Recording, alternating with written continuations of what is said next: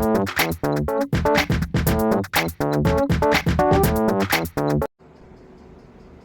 Friends, education plus नामक YouTube channel में आपका बहुत बहुत स्वागत है। जैसा कि यह यूट्यूब नामक चैनल बीपीएससी 71st एग्ज़ाम को ध्यान में रखकर तैयार करा गया है। इसके साथ साथ यह विभिन्न पीसीएस परीक्षा को ध्यान में रखकर भी तैयार करा गया है।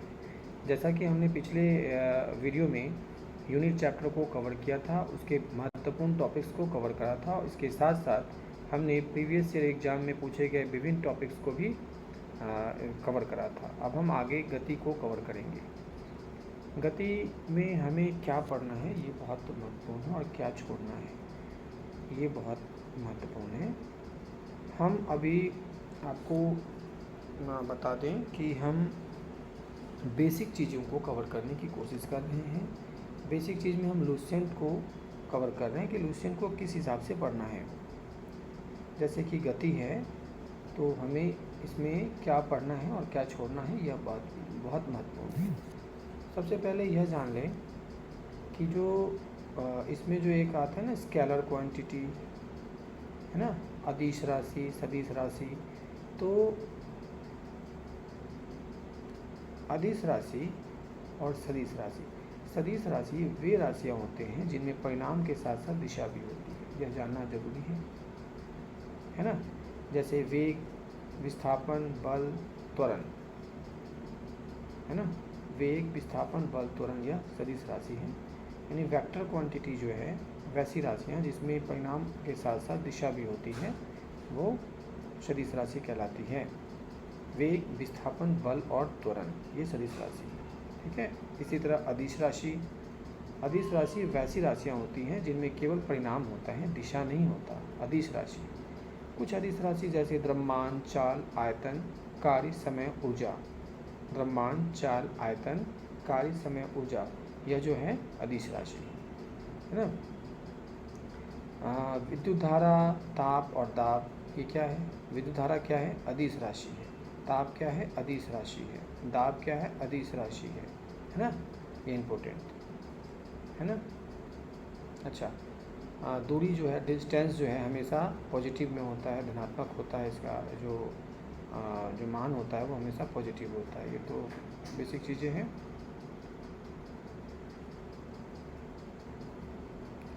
और इसमें जो इम्पोर्टेंट है, चाल बराबर दूरी बटे समय, यह इम्पोर्टेंट है, यह करना ज़रूरी है। ये बेसिक चीज़ें हैं। चाल बराबर दूरी बटे समय, है ना। चाल का ऐसा ही मात्रक मीटर पर सेकेंड है। फिर इसके अलावा जो हमें इम्पोर्टेंट है वो है त्वरण, है ना, एक्सेलरेशन, त्वरण। किसी वस्तु के वेग में परिवर्तन की दर को क्या कहते हैं? एक्सेलरेशन कहते हैं। किसी वस्तु के वेग में परिवर्तन की दर को एक्सेलरेशन कहते हैं, त्वरण कहते हैं, है ना। तो यह जो थोड़ा सा बेसिक चीज़ें हैं, यदि समय के साथ वस्तु का वेग घटता है तो त्वरण क्या होगा? नेगेटिव में होगा। यदि समय के साथ वस्तु का वेग घटता है तो त्वरण नेगेटिव होगा, हैं। इसे ही रिटर्डेशन कहते हैं, मंदन कहते हैं। मंदन जो है ये रिटर्डेशन क्या होता है? समय के साथ साथ यदि वस्तु का वेग घटता है तो मंदन कहलाता है, यानी रिटर्डेशन कहलाता है ना। फिर यहाँ पे प्रक्षेप पे जो गति है इम्पोर्टेंट है, प्रोजेक्टाइल मोशन, यह इम्पोर्टेंट है। प्रोजेक्टाइल मोशन क्या है? हाँ, प्रोजेक्टाइल मोशन जो है ये होता है क्या?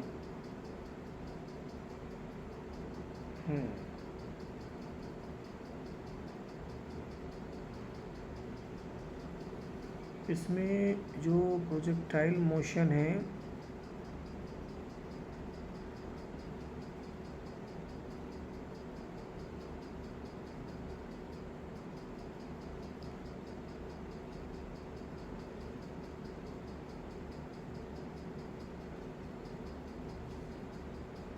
प्रोजेक्टाइल मोशन के कुछ उदाहरण आपको बताऊं। धनुष से छोटा बाण, ये कौन सा मोशन है? धनुष से छोटा बाण, प्रोजेक्टाइल मोशन है ना। हवाई जहाज से गिराया गया बम, ये जो है कौन सी गति कहलाएगा? प्रक्षेप्य गति यानी प्रोजेक्टाइल मोशन। तोप से छोड़ा गोला, ये कौन सी गति है? प्रोजेक्टाइल मोशन का ही उदाहरण है ना। तो ये जरूरी है। एक चीज़ और, जो प्रोजेक्टाइल मोशन है, प्रक्षेप्य गति है, वो जो है द्विविमीय गति है, अर्थात एक समतल में गति है ना। अच्छा, एक चीज़ और है, प्रक्षेप्य यानी प्रोजेक्टाइल को अधिकतम दूरी तक फेंकने के लिए उसे कितनी डिग्री कोण पर ऊपर की ओर प्रक्षेपित करना चाहिए? तो 45 डिग्री, ये इम्पोर्टेंट है ना। प्रक्षेप्य गति यानी प्रोजेक्टाइल गति जो है एक द्विविमीय गति है और प्रोजेक्टाइल को अधिकतम दूरी तक फेंकने के लिए क्षैतिज से 45 डिग्री एंगल पर ऊपर की तरफ इसको फेंकना चाहिए।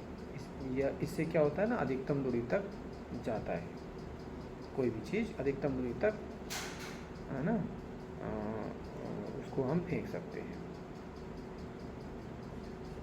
अच्छा, ये इम्पोर्टेंट है, सर्कुलर मोशन, वृत्तीय गति, ये भी इम्पोर्टेंट है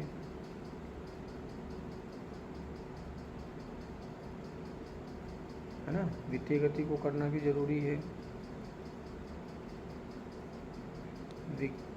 वृत्तीय जो गति है, सर्कुलर मोशन, इसको भी करना जरूरी है ना।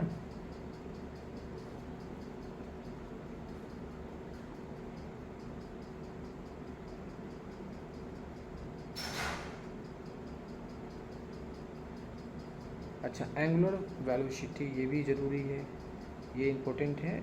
एंगुलर वेलोसिटी, कोणीय वेग, इसको भी करना ज़रूरी है ना। ये इम्पोर्टेंट टॉपिक्स हैं।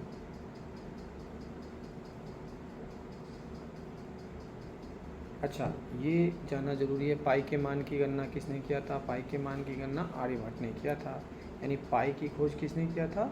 आर्यभट्ट ने किया था, है ना। फिर न्यूटन की गति, ये इम्पोर्टेंट है, कई बार एग्जाम में पूछा जा चुका है। न्यूटन की गति, न्यूटन्स लॉ ऑफ मोशन, है ना। तो थोड़ा सा बेसिक चीज़ जान लीजिए कि जो फिजिक्स का जो पिता है न्यूटन ने, फिजिक्स का पिता किसको कहते हैं? न्यूटन को कहते हैं। तो न्यूटन ने 1687 में अपनी पुस्तक प्रिंसिपिया में सबसे पहले लॉ ऑफ मोशन की लॉ ऑफ मोशन के बारे में बताया था। किसने? न्यूटन ने 1687 में कौन से बुक्स में? प्रिंसिपिया में सबसे पहले लॉ ऑफ मोशन की बात करी थी। इस तरह 3 तरह के हमारे न्यूटन के नियम हैं। हाँ, तो Newton's first law of motion क्या है कि कोई भी वस्तु विराम अवस्था में तब तक रहता है जब तक कि उस पर कोई बाहरी वस्तु, बाहरी कोई गति उस पर काम ना करे, जब तक कि कोई बाहरी मोशन उसको छेड़छाड़ ना करे, है ना, तब तक वो स्थिर अवस्था में रहता है ना। तो फर्स्ट जो नियम है न्यूटन का, उससे हमें गैलीलियो का नियम या जड़त्व का नियम के बारे में पता चलता है। यानी जो फर्स्ट न्यूटन लॉ है उसे ही हम जड़त्व का नियम कहते हैं, ठीक है।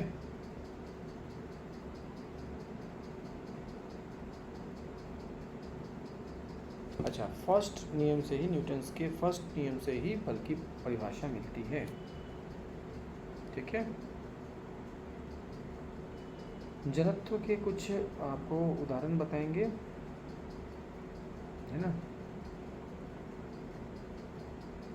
ये इम्पोर्टेंट है कि जड़त्व के कुछ जो उदाहरण हैं वो बहुत ही इम्पोर्टेंट है।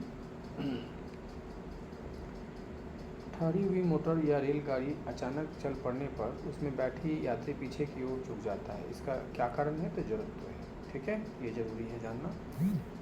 चलती हुई मोटर कार के अचानक रुकने पर उसमें बैठे यात्री आगे की ओर झुक जाता है, क्या कारण है? जड़त्व का उदाहरण है ये। कंबल को हाथ से पकड़कर डंडे से पीटने पर धूल के कण उड़कर गिर जाते हैं, यह किसका उदाहरण है? जड़त्व का, ये जरूरी है जानना है ना। मोमेंटम संवेग बराबर वेग गुणित द्रव्यमान, ये जानना जरूरी है ना। न्यूटन का द्वितीय नियम क्या कहता है? Newton second law of motion, ये क्या कहता है? किसी वस्तु के संवेग में परिवर्तन की दर उस वस्तु पर आरोपित बल के समानुपाती होता है, वह वेग परिवर्तन बल की दिशा में होता है ना। न्यूटन के जो द्वितीय नियम है, सेकेंड लॉ ऑफ मोशन है, जो उससे हमें F बराबर ma की प्राप्ति होती है ना। यहाँ F क्या है? यहाँ आरोपित बल है, m क्या है? मास है, a क्या है? एक्सेलरेशन, ठीक है। F बराबर ma न्यूटन की द्वितीय गति से प्राप्त होता है।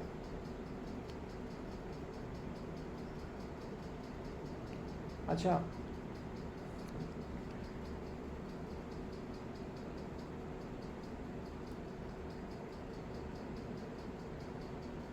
अब न्यूटन का तृतीय नियम क्या है? तीसरा नियम क्या है? Newton's third law of motion. प्रत्येक क्रिया की बराबर और विपरीत प्रतिक्रिया होता है, यह उसका थर्ड लॉ है। प्रत्येक क्रिया के बराबर और विपरीत प्रतिक्रिया होता है। कुछ उदाहरण देखेंगे। बंदूक से गोली चलाने पर धक्का पीछे की ओर लगता है, यह किसका उदाहरण है? तृतीय गति का। प्रत्येक क्रिया के बराबर और विपरीत प्रतिक्रिया होता है। रॉकेट को उड़ाने में, है ना, ये भी जो है नियम, ये भी जो है तृतीय नियम को दर्शाता है, इंगित करता है। संवेग संरक्षण का सिद्धांत, ये भी इम्पोर्टेंट है ना। क्या है कि टक्कर से पहले और बाद में संवेग बराबर होता है, यह इसका मूल सिद्धांत है। अच्छा, सेंट्रीपिटल फोर्स, अभिकेंद्रीय बल,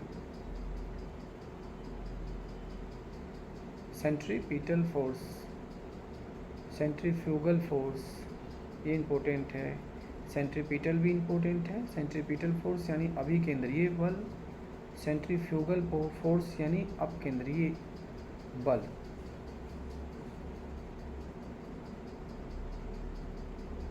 इसको जानने की कोशिश करेंगे कि सेंट्रीपिटल फोर्स क्या है। जब कोई वस्तु किसी वृत्ताकार मार्ग पर चलता है तो उस पर एक बल वृत्त के केंद्र की ओर कार्य करता है ना।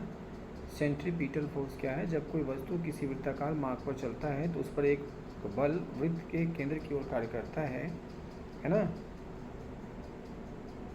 इसे ही अभिकेंद्रीय बल कहते हैं, यानी सेंट्रीपिटल फोर्स कहते हैं। सेंट्रीपिटल यानी जो सर्कुलर चीज़ पर जो मोशन करता है कोई भी चीज़, तो उसमें कौन सा बल कार्य करता है?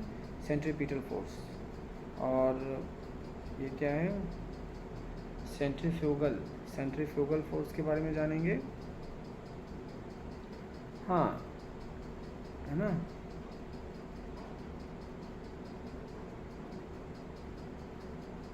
यह क्या है?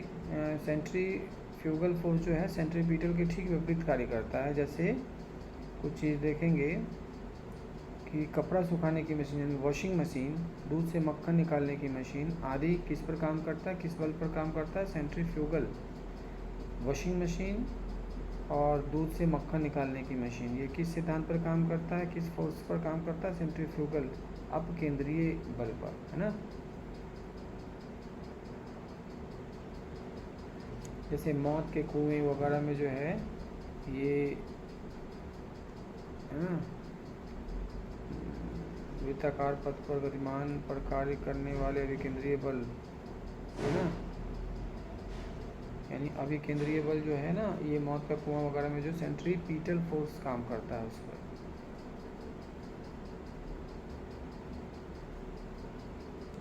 बल आघूर्ण क्या है? बल आघूर्ण एक सदिश राशि है, ये जानना जरूरी है। उसके बाद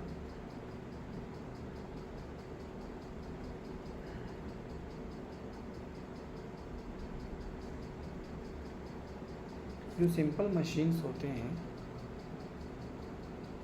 सिंपल मशीन बल आघूर्ण के सिद्धांत पर कार्य करता है, ठीक है।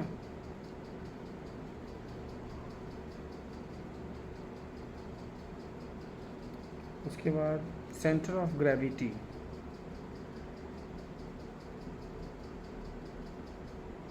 सेंटर ऑफ ग्रेविटी जो है वो कहाँ होता है?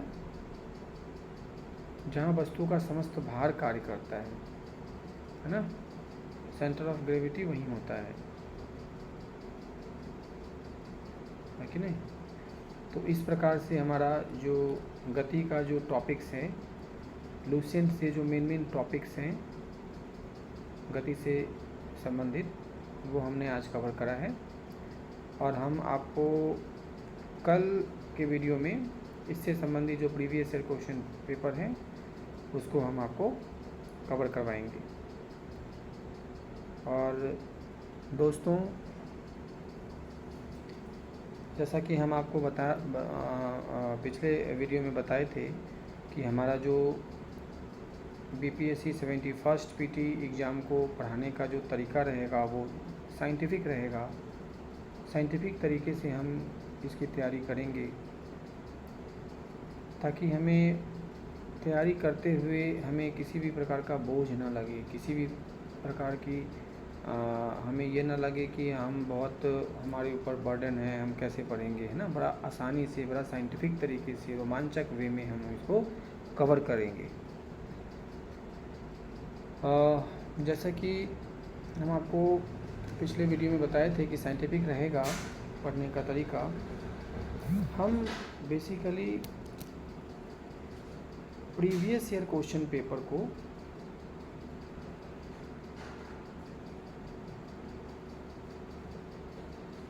सर्जिकल करके उसके मूल चीज़ों को, उसके मूल निचोड़ों को निकालने की कोशिश करेंगे, है ना।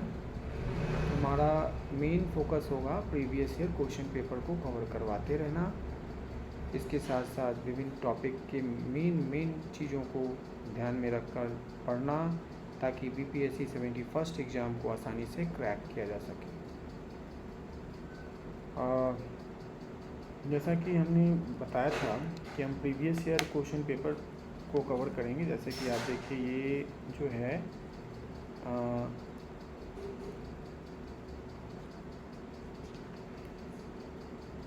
ना, तो हम प्रीवियस ईयर क्वेश्चन को करते हुए इसको कवर करेंगे।